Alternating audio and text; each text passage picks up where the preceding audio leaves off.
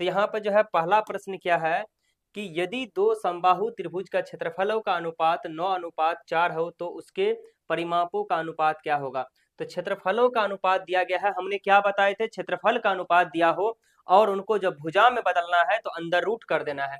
तो अंदर रूट करेंगे तो इसका जो है निकलेगा हमें 3:2 और इसका जो है परिमाप होता है क्या, परिमाप बराबर हमें होता है, परिमाप बराबर 3 गुना भुजा होता है। क्या होता है, 3 गुना भुजा, यानी कि इसको हम कह सकते हैं 3a, यानी कि 3 गुना, एक भुजा हमें 3 निकला है, 3 दे सकते हैं। और 3 गुना अनुपात का मतलब क्या होता है, बट्टे होता है।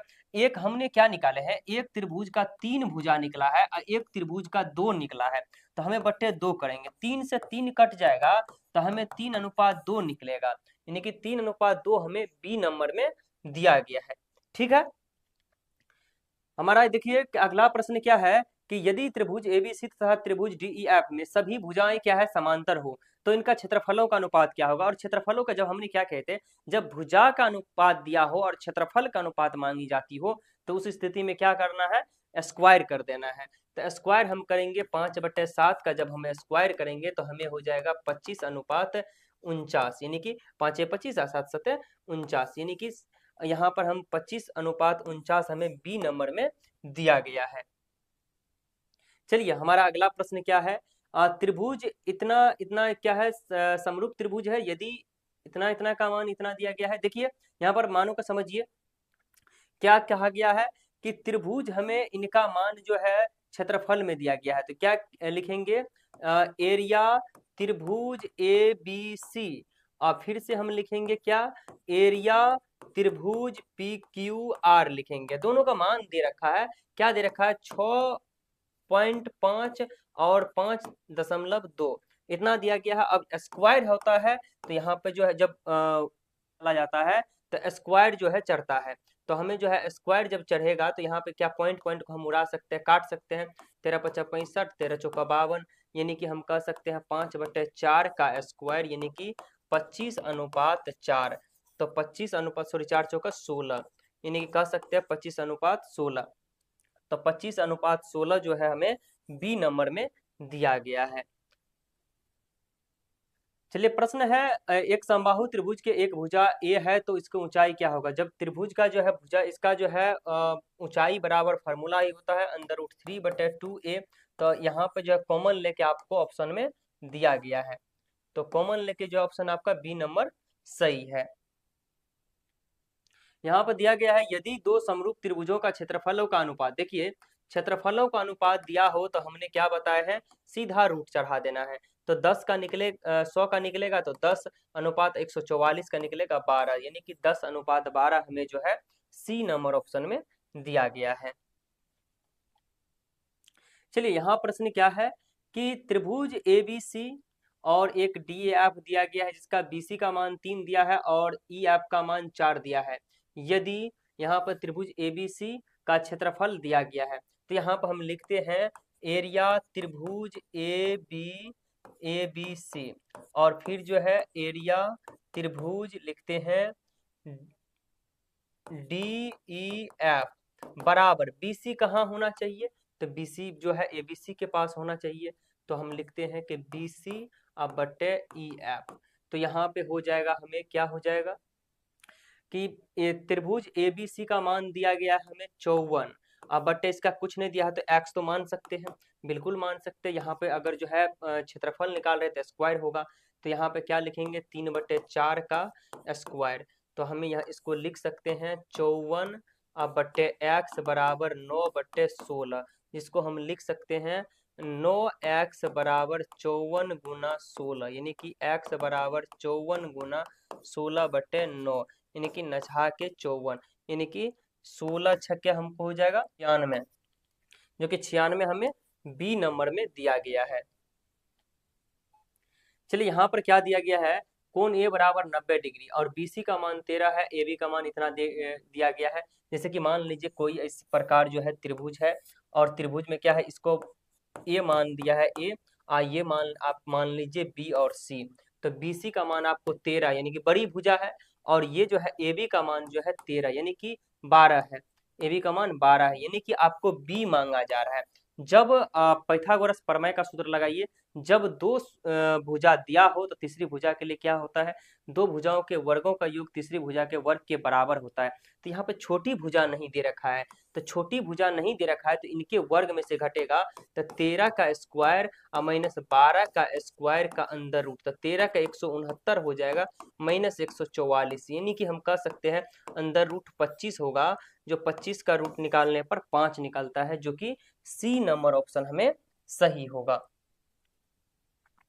चलिए यहाँ पे क्या दिया गया है, फिर से जो है तीनों भुजा अगर बराबर,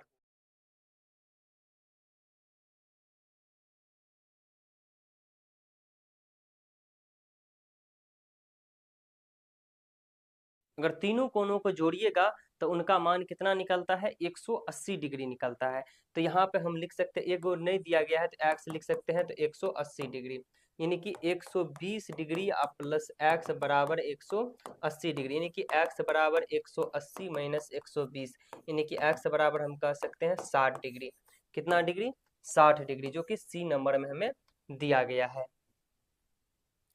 चलिए हमारा क्या है, यदि दो समरूप त्रिभुजों का क्षेत्रफलों का अनुपात कितना है, 49:81, यानी कि इसका जब निकालेंगे तो 7:9 हमें निकलेगा, जो कि 7:9 हमें बी नंबर में दिया गया है।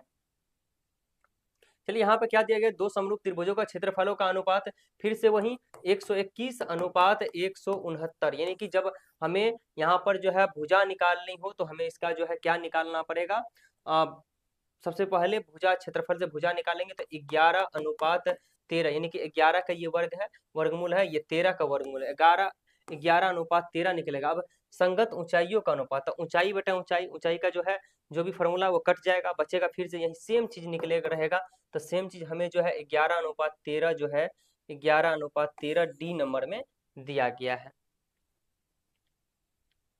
चलिए यहाँ पे दिया गया है दो समरूप त्रिभुजों का संगत भुजाएं 7 अनुपात है, तब इनका जो क्षेत्रफल मांगा जा रहा है तो 7:11 और इनका जो है वर्ग कर दीजिए, कुछ नहीं इसको हम लिख सकते हैं 7/11 और इसको वर्ग कीजिए तो हो जाएगा 49/121, जिसको अनुपात में लिखेंगे तो 49:121 हो जाएगा।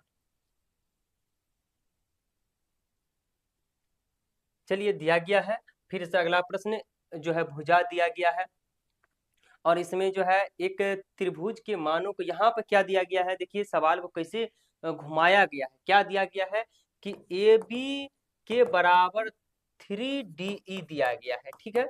अब क्या कहा जा रहा है कि अब यहाँ पर हम ये सूत्र लगा सकते हैं, एरिया त्रिभुज ए बी सी अब बट्टे एरिया त्रिभुज हम कर सकते हैं DEF। तो अब देखिए यहाँ पर क्या है कि AB के मान को 3DE कर दिया है, फिर 3DE कर सकते हैं, बट इसके मान को क्या कर दिया गया, इसका नहीं दिया तो हम कुछ एक लिख सकते हैं, जिसको DE लिख सकते हैं, ठीक है। तो यहाँ पे होता है तो स्क्वायर होता है, तो इसमें से एक मान दिया गया है, तो ABC का मान दिया है, तो ABC का मान हमें 54 दिया है, तो 54 बट इसके मान को कुछ मान लीजिए, जैसे मान लीजिए x, D से कट जाएगा तो बराबर 3/1 का स्क्वायर, यानी कि 54/x बराबर 9/1, कोनिया गुना करेंगे तो 9x बराबर 54, यानी कि x बराबर 54/9, यानी कह सकते हैं इसका वैल्यू 6 होगा, जो कि 6 हमें सी नंबर ऑप्शन में दिया गया है। चलिए दिया गया है यहाँ पर क्या कि AC स्क्वायर बराबर AB square plus BC square, तो कोण B क्या होगा, तो AC स्क्वायर जैसे हम कहे AC स्क्वायर, तो इसका मतलब A और C बड़ी भुजा है, चलिए AC लिख दिए, तो यहाँ पर ये B हो जाएगा, तो B का वैल्यू 90 होगा, जो कि C नंबर में हमें दिया गया है। देखिए इस तरह का प्रश्न जब पूछा जाएगा हम कैसे निकालें, तो हमने देखिए कि किसके स्क्वायर में जो है दो भुजाओं के वर्गों का योग है, तो AC के स्क्वायर में है, तो AC जो है बड़ी भुजा होगा, AC क्या होगा, बड़ी भुजा होगा, और AC को हमने बड़ी भुजा रखे और B को हमें जो है यहाँ कोण वाले स्थानों पर रखें। देखिए यहाँ पर क्या दिया गया है, यदि त्रिभुज ABC इतना दिया गया हो तो निम्नलिखित में कौन सा सत्य है, त्रिभुज इतना इतना दिया गया है, तो हमें दिया गया है AB/DE बराबर AC/EF, ये नहीं होगा, फिर दिया गया AB/EF बराबर BC/DE, ये भी नहीं होगा, फिर दिया गया है AB/DE बराबर BC बटे EF। तो यह C नंबर ऑप्शन हमें हो जाएगा। क्या दिया गया है? PQR एवं इतना इस प्रकार है, इतना इतना बराबर है। तो फिर से उसी तरह कीजिए, 180 डिग्री में से ये दोनों भुजाओं को जोड़ के घटा दीजिए, जो आपका ऑप्शन होगा वो क्लियर सही हो जाएगा। फिर क्या है? एक वर्ग की एक भुजा पर बनाए गए समबाहु त्रिभुज का क्षेत्रफल उसी वर्ग के एक विकर्ण पर बनाए गए समबाहु त्रिभुज के क्षेत्रफल का डैश होता है, आधा होता है। क्या होता है? आधा होता है। यहाँ पर क्या है?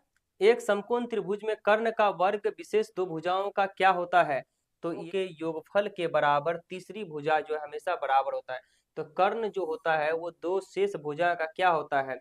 गुणनफल होता है या भागफल होता है या अंतरफल होता है, योगफल होता है। तो योगफल होता है। इनको ऐसे समझिए, जैसे देखिए यह त्रिभुज है, इनको हम कहेंगे AC, अगर इसको कहे, इसको B कहे, तो ये कर्ण है। क्या है?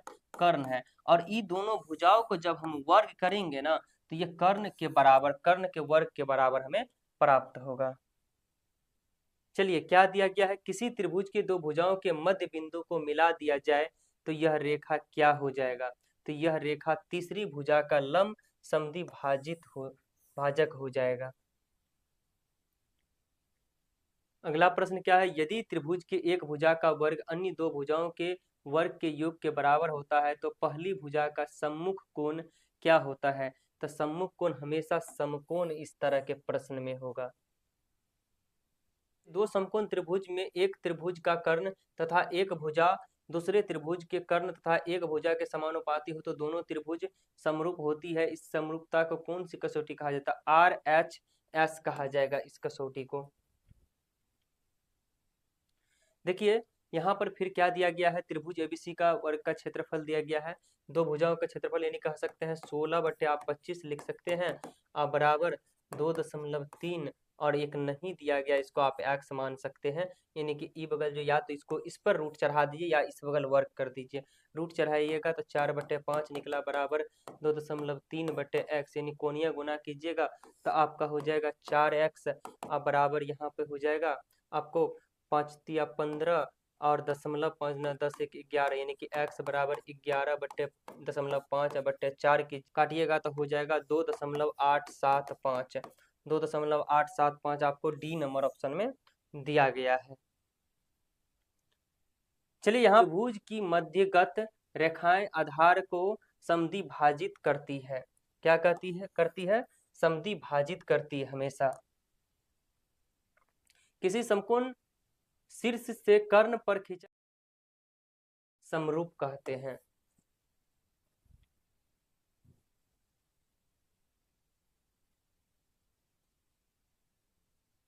त्रिभुज में कर्ण पर बना वर्ग बराबर होता है, ये हो जाएगा आपको आधार गुना लंब। क्या हो जाएगा? आधार गुना लंब। सभी वर्ग डैश होते हैं, समरूप होते हैं। किसी त्रिभुज की एक भुजा मध्य बिंदु से तीसरी भुजा समांतर खींची गई तो रेखा का भुजा को डैश कहेंगे, समद्वि भाग करती है। किसी त्रिभुज के एक भुजा के समांतर खींची गई रेखा अन्य भुजाओं को किस अनुपात में विभक्त करता है? एक ही अनुपात में।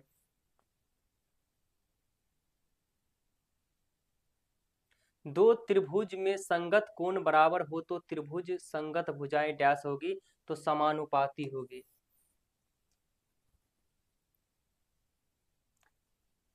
देखिए, यदि एक त्रिभुज का एक कोण दूसरे त्रिभुज के एक कोण के बराबर हो तो इन कोणों के अंतर्गत करने वाली भुजाएं समानुपाती हो तो दोनों त्रिभुज क्या होगी? तो समरूप होंगे। देखिए देखिए, एक सीढ़ी है और एक सीढ़ी, जैसे मान लीजिए सीढ़ी है, और इन पर जो है एक क्या किया गया है कि आपको ऊंचाई दे रखा है। ठीक है, ऊंचाई दे रखा है, तो सीढ़ी की अब जो है यहाँ से यहाँ तक की दूरी भी दे रखा है। ऊंचाई आपको कितना दे रखा है? ऊंचाई दे रखा है आपको, ये दीवार पर 3 मीटर की ऊंचाई छोटा 3 मीटर का दिया गया है। और यहाँ पे एक और भी दिया गया, अगर सीढ़ी का आधार दीवार से 4 मीटर है, ये 4 मीटर, तो ये मांगा जा रहा है। इसको क्या करेंगे? पाइथागोरस प्रमेय का सूत्र लगाएंगे, यानी कि 3 का स्क्वायर प्लस 4 का स्क्वायर का अंदर रूट, यानी कि 9 प्लस 16, यानी कि हम कह सकते हैं अंदर रूट 25, यानी कि 5 हो जाएगा, जो कि 5 ऑप्शन नंबर डी में दिया गया है।